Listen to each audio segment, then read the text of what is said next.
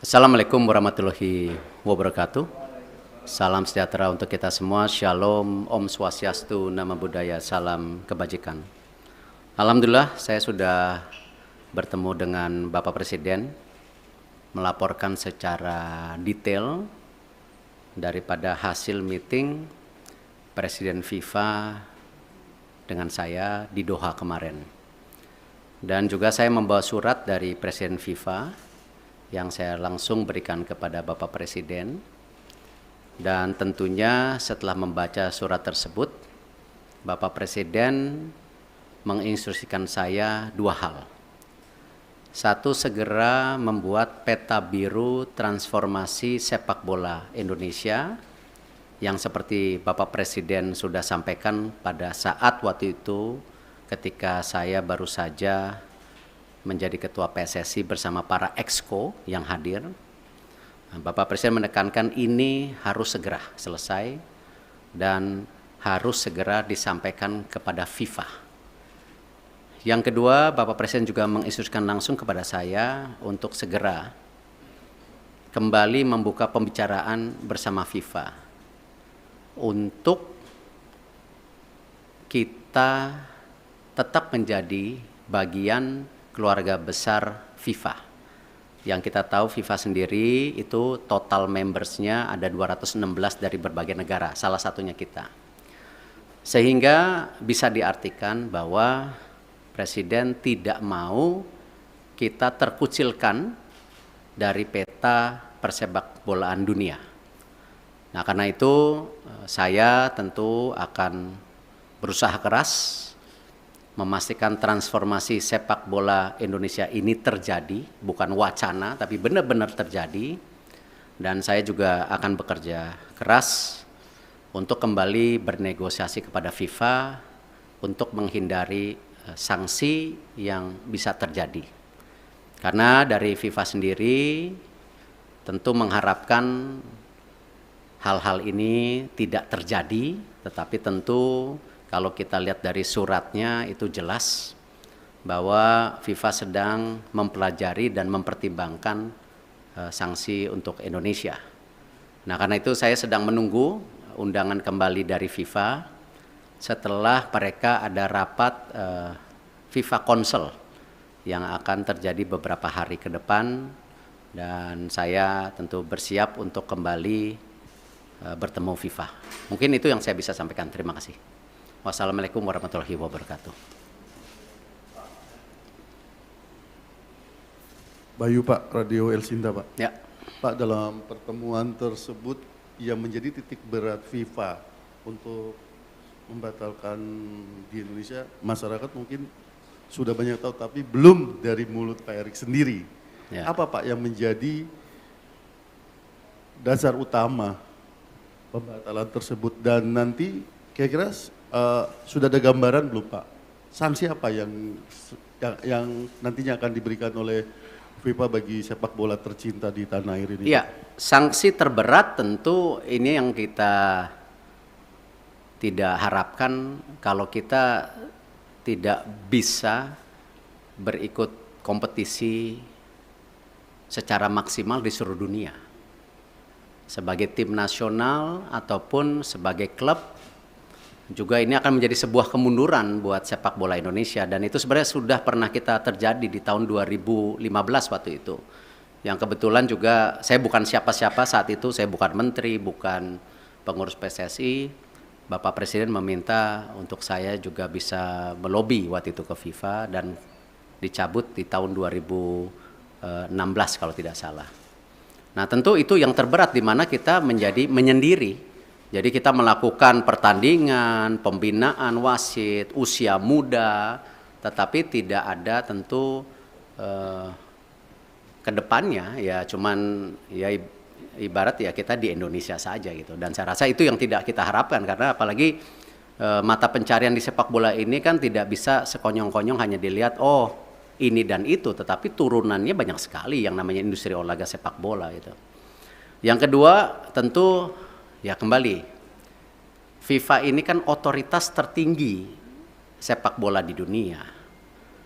Tentu dengan segala keberatan-keberatan yang sudah ya disampaikan itu, nah tentu ya FIFA melihat ini sebuah, ya kalau dibilang sebuah intervensi, ya kan lihat kalau banyak sekali FIFA itu menghukum ketika ada intervensi government gitu. Tetapi di sini juga kan bentuknya intervensi. Dan di dalam tentu host kontrak sebagai negara dan host city kontrak ya yang ditandatangan itu kita menjamin keamanan salah satunya. Nah, tentu ini yang mungkin menjadi pertimbangan FIFA juga ya. Kalau kita lihat mengenai fasilitas, saya rasa ya FIFA sudah bicara lapangan yang sebelumnya belum siap. Terima kasih pemerintah pusat benar-benar mempersiapkan lapangan itu dan sehingga bisa qualified, lolos semuanya lapangan. Nah, tentu pertimbangan-pertimbangan ini yang memang menjadi hal bagaimana FIFA.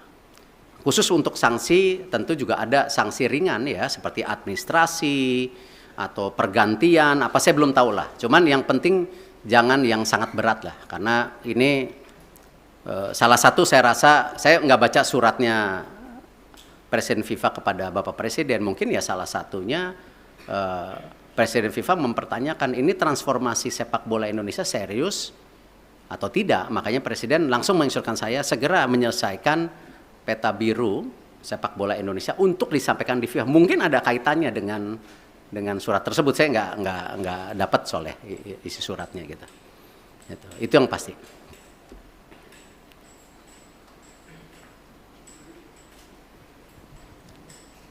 Terima kasih Pak.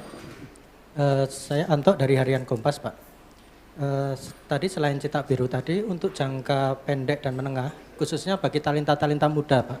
Itu bagaimana Pak pemerintah memfasilitasi para pemain usia muda kita Pak? Karena kan Piala Dunia U20 itu sebenarnya panggung bagi mereka ya Pak ya untuk berkembang. Itu yang pertama. Kemudian yang terkait yang kedua tadi Pak soal Indonesia supaya tidak terkucilkan oleh FIFA. Israel kan juga anggota dari FIFA Pak. Sementara Indonesia ada rencana bidding Piala Dunia 2034 ya Pak. Itu gimana Pak kelanjutannya? Karena presidennya udah ada di sini Pak. Kalau ini tidak dibenahi sikap tegas kita terhadap memposisikan Israel itu nanti akan terulang lagi kayak ini Pak. Terima kasih Pak Erik. Ya, saya rasa hari ini kita jangan berpikir terlalu jauh dengan mimpi-mimpi 2034 ada Piala Dunia, ada Olimpiade yang kemarin juga di G20 disampaikan antara Presiden IOC Thomas Bach dan Indonesia. Saya rasa mungkin dengan berat hati ya kita bicara penyelesaian ini dulu. Karena itu sesuatu yang saya rasa belum menjadi sebuah hal yang prioritas hari ini. Gitu. Yang pasti ya tentu tadi disampaikan bahwa Presiden tadi bicara sama saya, Presiden akan juga mengundang Timnas U20 1-2 hari ini. Saya tentu ada mekanismenya dari istana yang akan melakukan itu. Nah, Bapak Presiden beliau sudah menyampaikan solusi-solusinya dan tentu saya bilang Bapak saya ikut aja karena ini memang kan pemerintah yang harus hadir.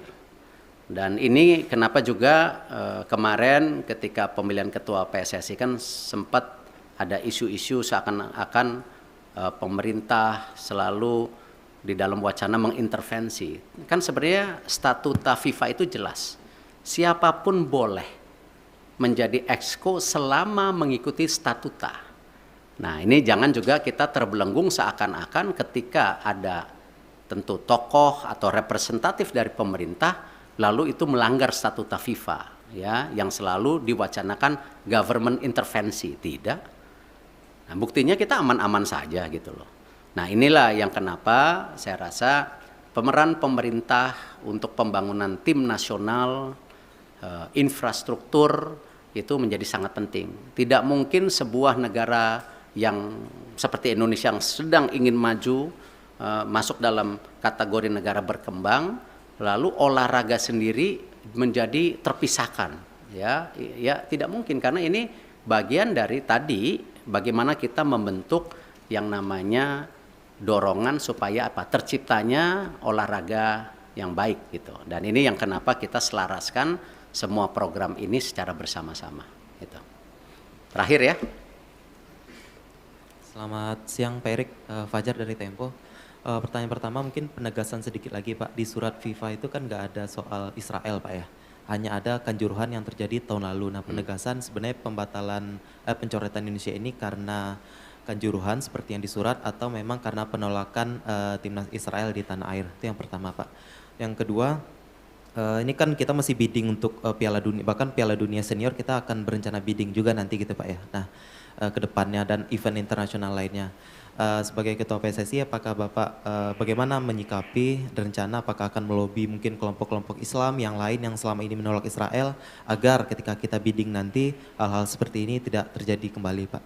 Dan pertanyaan terakhir Pak, setelah Bapak kemarin ke Qatar itu kan di GBK Arena rame Pak ya, karangan bunga, terima kasih Pak Erik gitu kan, yang dianggap memberikan keuntungan ke Bapak. Kita apakah Bapak mengetahui atau seperti apa sih Pak karangan bunga yang di GBK Arena itu? Terima kasih.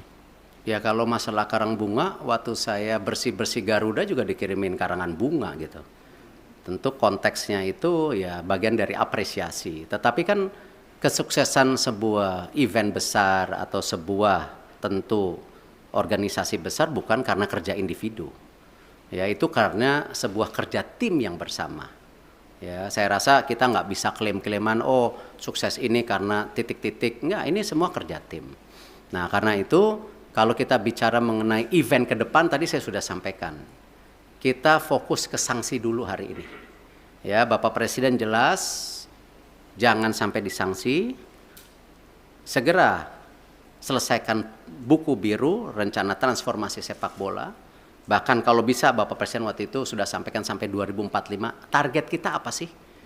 Sebagai negara yang ekonominya akan terus tumbuh, ya, cita-citanya nomor 4, nomor 5 terbesar di dunia, dengan jumlah penduduk yang 280 juta, 55% anak muda.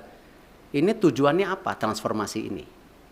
Apakah tetap jago kandang, atau memang ada prestasi lainnya di luar negeri? Nah itulah yang kenapa Bapak Presiden mendorong ini sebagai bahan untuk bernegosiasi dengan FIFA. Supaya tadi sanksinya ada, tetapi jangan yang terberat. Nah itu pun apa, nggak tahu. Apakah administrasi, apakah apa, saya nggak tahu, kita lihat. Tetapi jangan yang sama 2015 gitu. Kalau di surat FIFA, pengertian saya justru terbalik. Di situ FIFA bicara transformasi lagi. FIFA menyiapkan tim, ya, menyiapkan tim untuk apa? Transformasi sepak bola. Salah satunya memang waktu Kanjuruhan itu kan isu standarisasi daripada keamanan. Itu. Nah, karena itu saya habis ini langsung akan telepon Pak Basuki. Ya, Pak Basuki waktu itu sudah paparan dengan Bapak Presiden, sudah ada 22 stadium yang diaudit oleh Bapak Presiden, ya, oleh pemerintah, oleh Bapak Presiden itu. Nah, di situ sudah ada kondisinya yang ringan, yang berat. Nah, ini harus distandarisasikan. Nah, kenapa juga ya FIFA mengecek lapangan yang 6 dipakai ini sesuai standar atau tidak juga karena itu. Jadi memang security and safety itu menjadi penting. Ya, dan kita sebagai host country juga security dan safety menjadi penting, tidak aja dalam kegiatan event seperti liga kita. Liga-liga kita kan isunya sama nanti ke depan, bagaimana supporter bisa pulang ke rumah. Gitu. Nah, ini yang harus kita bangun, security dan safety. Dan saya rasa ini menjadi hal yang sangat kita harus standarisasikan, yang namanya manajemen pertandingan, manajemen lapangan pertandingan, itu harus menjadi hal-hal standar kalau memang kita mau juga menjadi transformasi. Jadi itu yang saya bisa sampaikan. Terima kasih. Wassalamualaikum warahmatullahi wabarakatuh.